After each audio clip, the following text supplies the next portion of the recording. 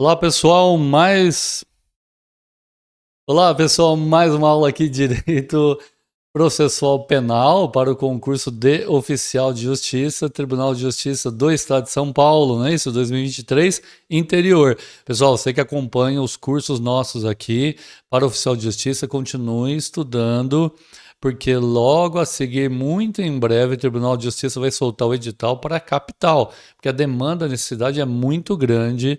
eh, para a capital grande São Paulo, certo?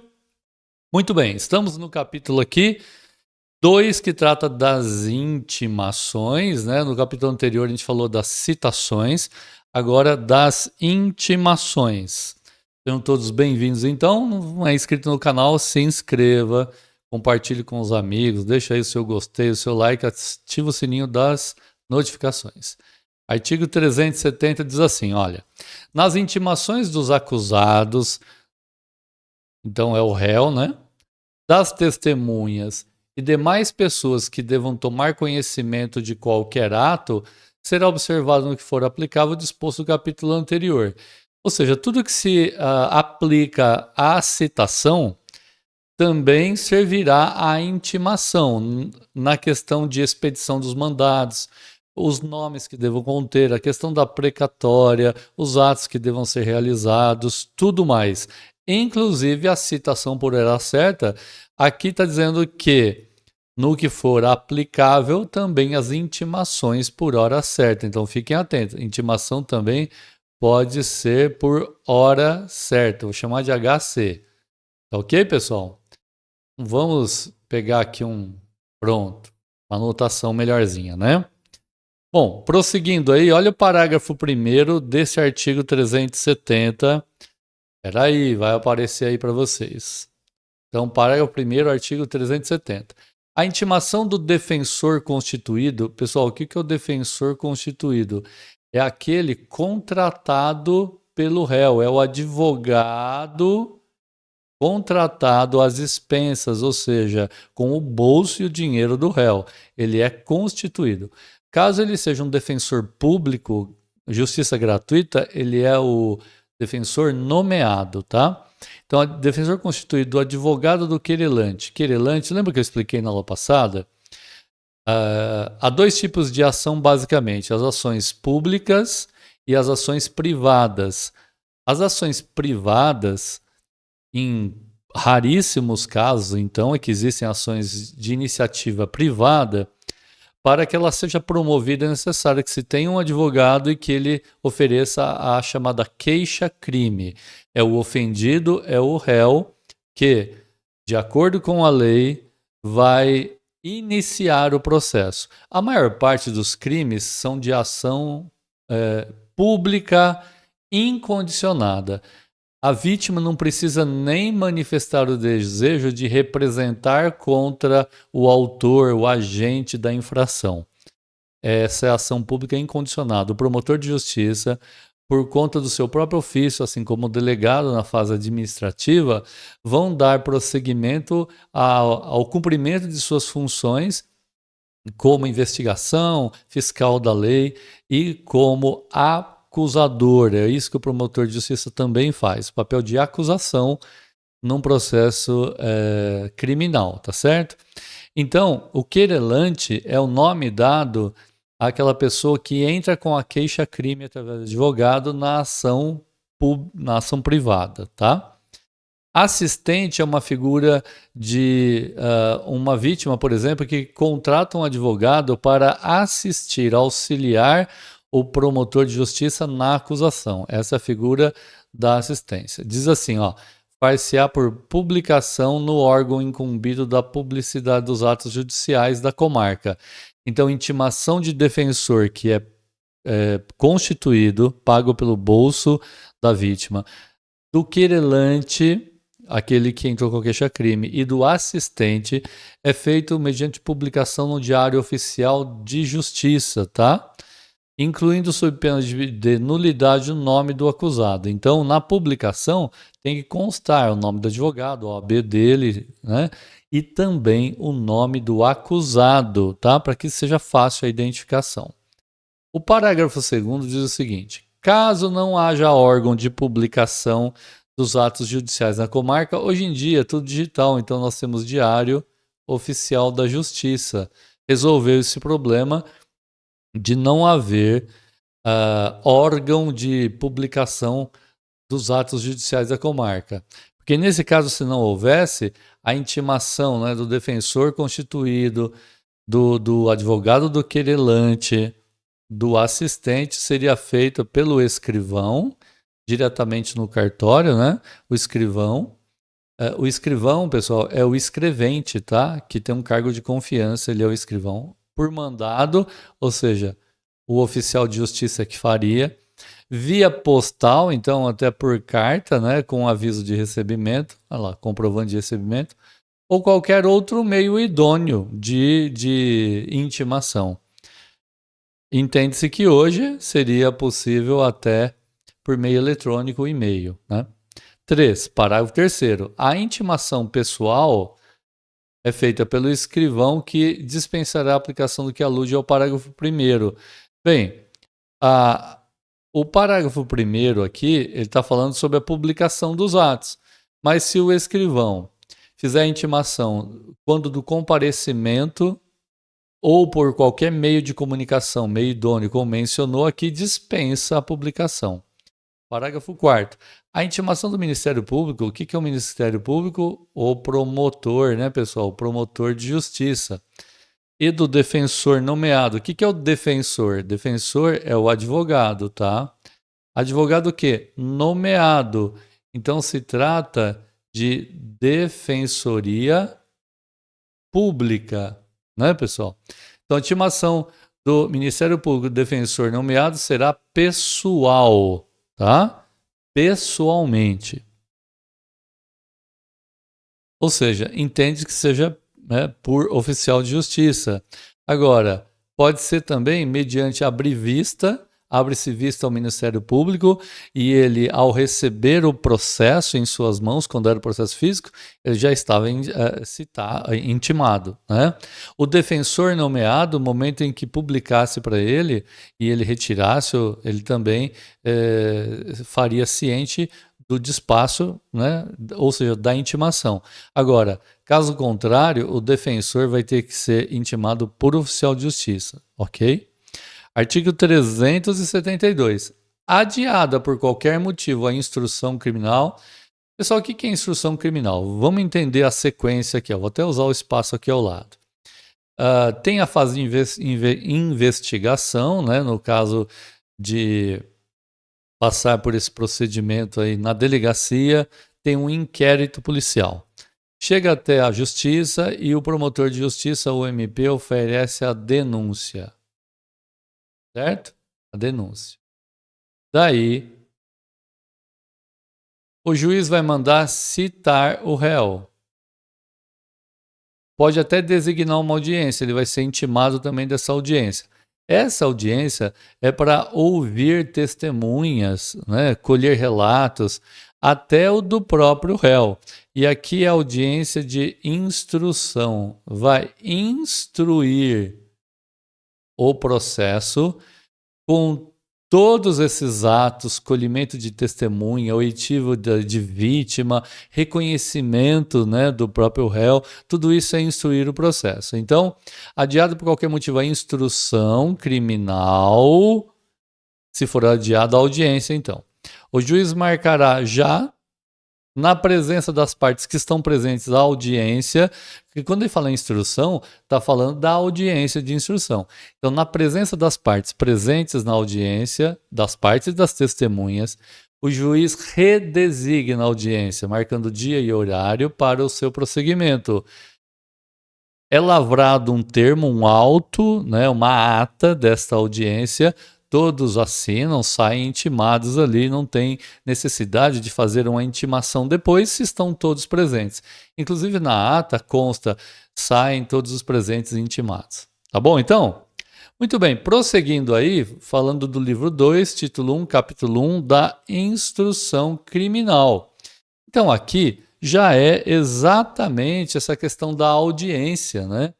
E o artigo 396 diz assim: Nos procedimentos ordinário e sumário, lembra que nós temos 3 tipos de procedimentos comuns.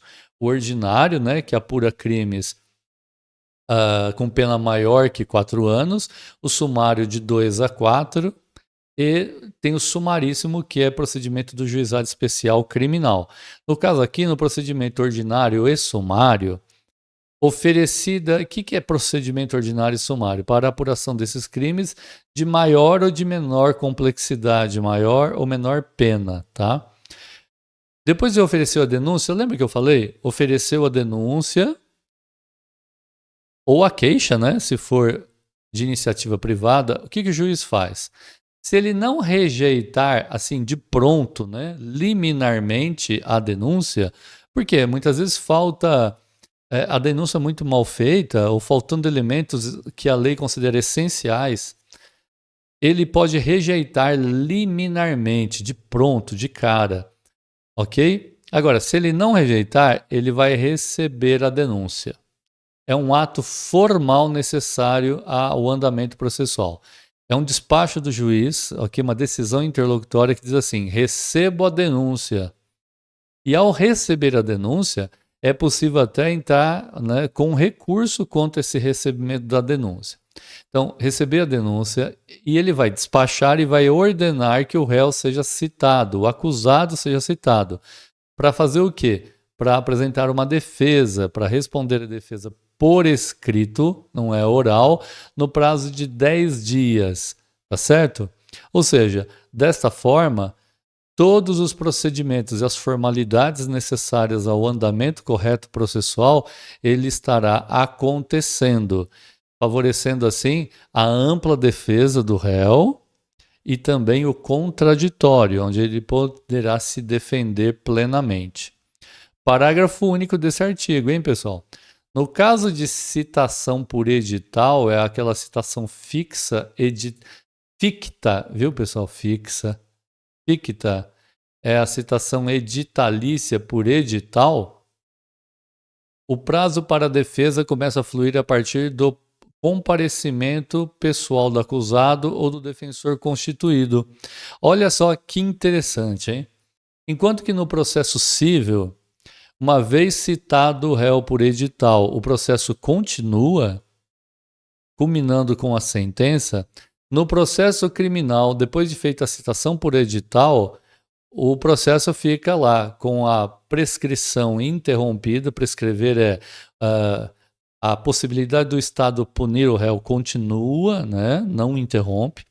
Então, aguarda, depois do edital, ele comparecer ao processo.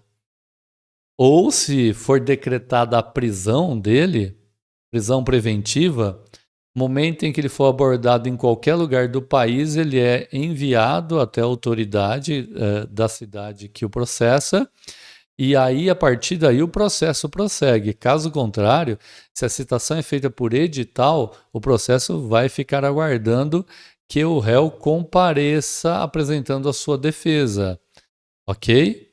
Ou, olha, pessoal, ele aparece pessoalmente, ou ele constitui um defensor para fazer a sua defesa, tá bom? Ok. Artigo 396-A. Na resposta, o que é a resposta? É a defesa preliminar que vai ser apresentada dentro do prazo de 10 dias, né, que ele tem para contestar aí a ação de se defender. Então, nessa resposta, que é a defesa, o acusado poderá arguir, não existe mais trema na língua portuguesa, viu, pessoal? Então, eliminar esse trema aqui. O acusado poderá arguir, argumentar, mencionar preliminares e alegar tudo que interesse a sua defesa.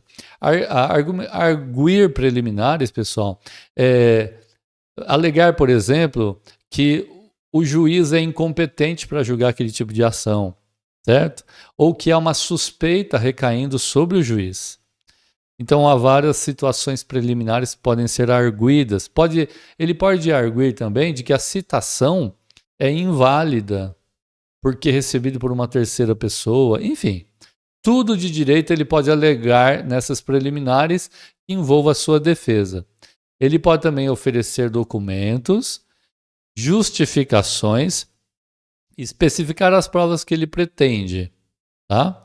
E ainda ele pode arrolar testemunha. Se ele arrolar as testemunhas, ele vai qualificá-las, dizer nome, endereço, enfim, e pode requisitar a intimação para que o judiciário faça a intimação dessas testemunhas para que compareçam em data que será marcada e designada para a audiência de instrução.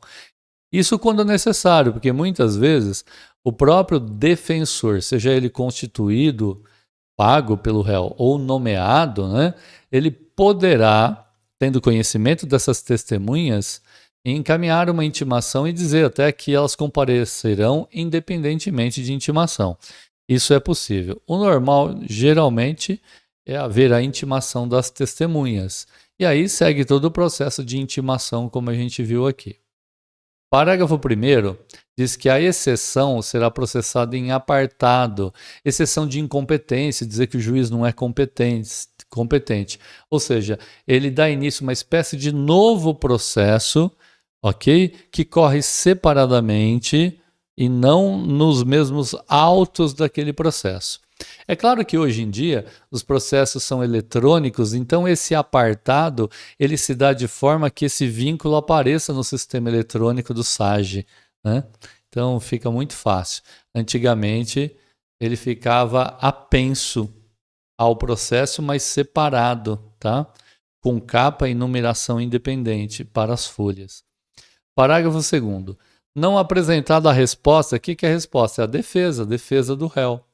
Não apresentada a resposta no prazo legal, que seriam 10 dias, ou se o acusado citado não constituir um defensor, ou seja, um advogado contratado, o juiz nomeará defensor para oferecê-la. O quê? A resposta, a defesa, concedendo-lhe vista dos autos quando o processo é físico, ou seja, concede um prazo para que o advogado de defesa leve para o seu escritório e possa estudar o processo para apresentar uma defesa no prazo de 10 dias. Tá certo, pessoal? Bom, prosseguindo aí, falando do capítulo 2, desculpem aí, viu, pessoal, jogando aqui o texto para cima, né? Capítulo 2 fala sobre o procedimento relativo aos processos de competência do Tribunal de Júri. Não cai quase nada no concurso de oficial de justiça sobre o júri, mas vamos ver algumas coisinhas que estão sendo exigidas aqui, né? Fiquem atentos.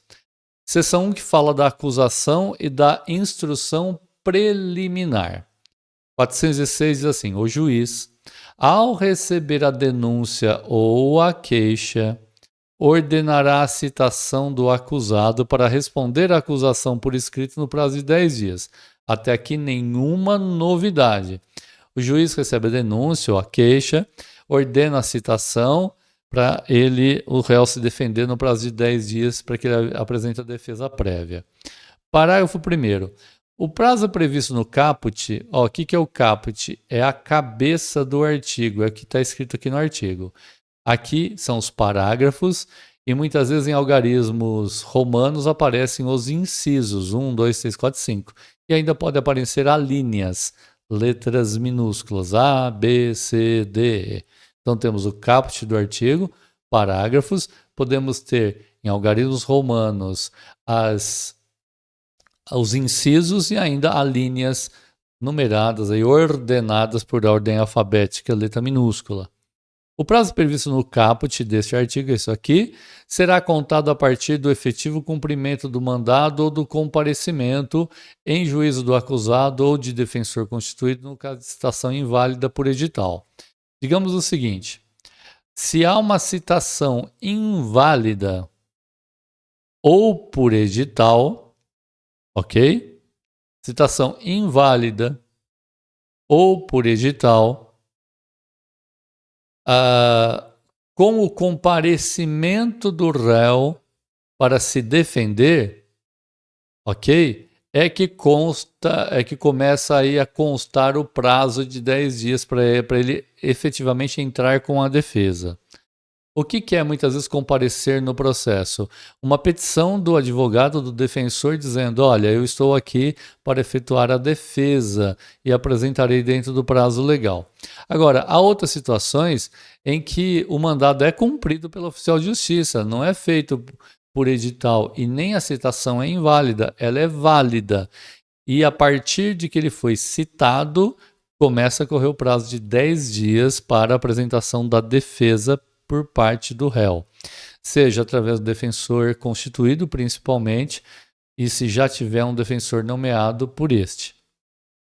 A acusação deverá rolar testemunhas até no máximo 8 na denúncia ou na queixa. Apresentada a denúncia pelo promotor de justiça, ele já deve enumerar as testemunhas que serão ouvidas, qualificá-las, endereço, nome, profissão, etc., e indicar o endereço onde possam ser encontradas.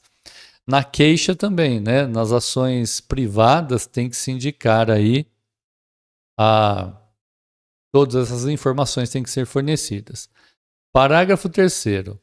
Na resposta, ou seja, na defesa que vai ser apresentada, né, pelo réu, o acusado poderá arguir preliminares e alegar tudo que interessa à sua defesa, oferecer documentos e justificações, especificar as provas pretendidas e arrolar até no máximo 8 testemunhas, qualificando-as, requerendo sua intimação se necessária. É praticamente a mesma coisa que nós vimos mais acima, tá certo? A novidade aqui, ó, é que se tratam de 8 testemunhas, tá certo? Nesses procedimentos, no procedimento ordinário. Pessoal, esta aula vai ficando por aqui. Espero aí que vocês possam acompanhar mais as nossas aulas e fique atento ao edital. Depois desse concurso, o edital da capital. Então, continue estudando com a gente. Não é inscrito, se inscreva, dê seu comentário, a gente vai gostar bastante, apreciar, tá certo? Um abraço para vocês, bons estudos, tchau, tchau, pessoal.